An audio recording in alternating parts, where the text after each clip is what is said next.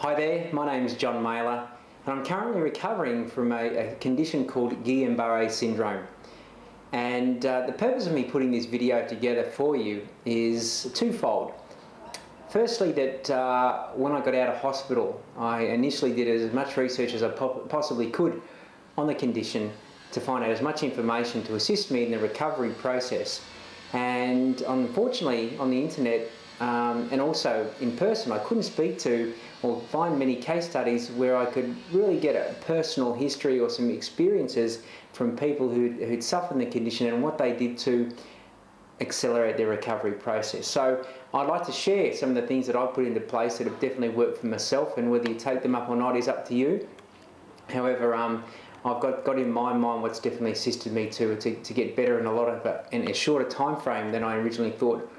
And the second purpose of putting this video together is to give those people who are recovering from Guillain Barre Syndrome, I don't know if hope's the right word, but have some faith that you know, the journey may be long and it may take some time. However, the prognosis for myself, and I'm not 100% recovered yet, is 100%. And I tell you what, in the journey I've learned a lot about myself and my body in the process as well. So let's go right back to the beginning. I'll give you the condensed version. You know, about 5 months ago, the 23rd of May it was, 2009, I woke up on a Saturday morning, and leading up to that week, I'd felt pins and needles in my hands and my feet, and I thought that was a little bit odd and a bit bizarre, and wasn't feeling 100%. And I actually said to my wife, I think I'll head to the doctor's today, which was Saturday, just to get a check over. And I had to do a few things at work beforehand. So I was in the shower getting ready for the day, and I was having a shave, as I do in the shower each day. And the right hand side of my face all of a sudden started to feel like, you know, when you just get back from the dentist and you've had an injection. It felt really fat, it felt numb, and it didn't feel great at all. So I got out of the shower and I said to my wife Danielle, I said, listen, I think we better go to the doctor's right now. Something's not quite right. And as I was telling her how I was feeling, I suddenly felt the right hand side of my body start to tingle, and I go a little, you know, it wasn't quite numb, but just not coordinated. And a seed of doubt put into my mind, and I actually thought at the time I was having a stroke. So I said, listen, I think you'd better call the ambulance straight away. I lay down, the ambulance officers came around, checked me out. Fortunately, I didn't have any sort of, you know, internal symptoms that said that I was having a stroke, so we went off to hospital for a checkup. And at the hospital, we went through a series of tests. We had an MRI, we had a CAT scan, we had they checked out my carotid artery through ultrasound, and there was no blockages whatsoever. And actually, I considered myself to be quite physically fit. So that sort of backed everything up from that perspective. However, we also did a spinal tap of my spinal fluid, and the neurologist at the time, after I told him all of the symptoms that I had, found that I had the protein levels in my spinal fluid was 5 times higher than normal level. It meant it was battling overtime with some sort of infection within my body. And pretty much 24 hours later, after all the tests came back, the neurologist diagnosed me with Guillain Barre Syndrome. And I thought, what? And because I'd never heard of it before. So he shared with me some of the clinical symptoms and some of the challenges that can happen if the body is allowed to continue on its due course.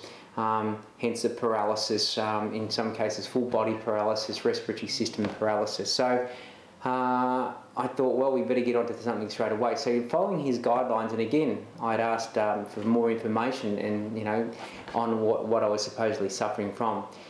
The next day, pretty much, which is the Monday, we started a 5-day treatment of immunoglobulin, which took about 3 hours every day, which was replacing the immunoglobulin in my body responsible for assistance in the recovery process. However, as I was having the treatment, my body actually started to degenerate, if that was the right word to use. And over the next 4 to 5 days, gradually the paralysis in my body started to take place. Within 24 hours, I had pretty much 100% paralysis in my face. I could talk, but I couldn't smile, I couldn't frown. Basically nothing in my face was working. Couldn't chew, couldn't eat. And then from the ground up, my legs gradually became paralysed to the point probably on the Thursday I had pretty much 95% paralysis of my legs, was unable to move unassisted, and my arms had started to paralyse and also lose feeling up to about my shoulders. And it was about the Thursday that the medication finally started to kick in, and it was right at that point that also my chest started to tighten up, and I felt like I was not going to be able to breathe too well. So it was that crossover point where fortunately the treatment had kicked in just in time, and I then started to stabilise. So in hospital for about another 5 days, left hospital, because the doctor basically said there's nothing much more we can do from here, you have to actually recover. So I was fortunate enough not to got to the stage where some people have experienced full paralysis of their respiratory system and being put on a ventilator. So I'm really grateful that I was in some great hands. However, leaving hospital and being a physically fit person and not being able to walk, to talk properly, to eat properly, really threw out some new challenges. And so from that point on, I researched as much as I possibly could, and I'd really like to share with you now some of the processes that I put into place to assist me to recover.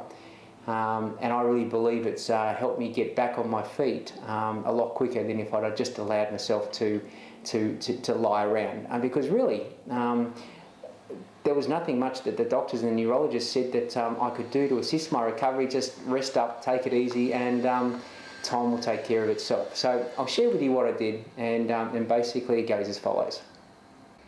So really the first thing I did was, which helped my recovery, was I got out of hospital.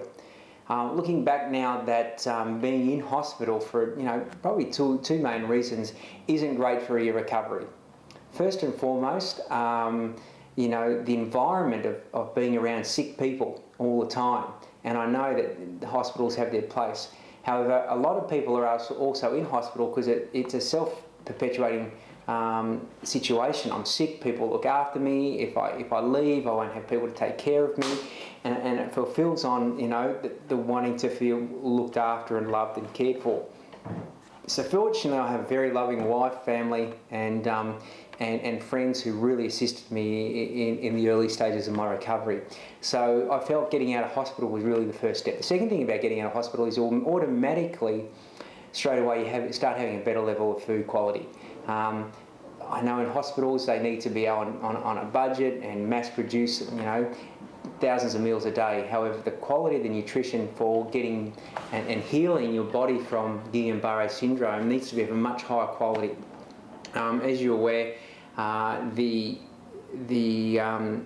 Guillain Barre Syndrome actually deteriorates your peripheral nervous system, and that you have your nerves, which are surrounded by protective tissue called your myelin sheath, and that pretty much deteriorates away. So when a message is sent from the brain to a particular part of the body, it can't get through and activate that particular part of the body because the lining around the nerve is totally disintegrated. So to assist in the recovery process of the myelin sheath, obviously your body needs to be able to absorb, digest and assimilate a high quality of nutrients, and really being at home with some quality food was the real key. So I noticed an instant improvement straight away when the quality of my nutrition improved.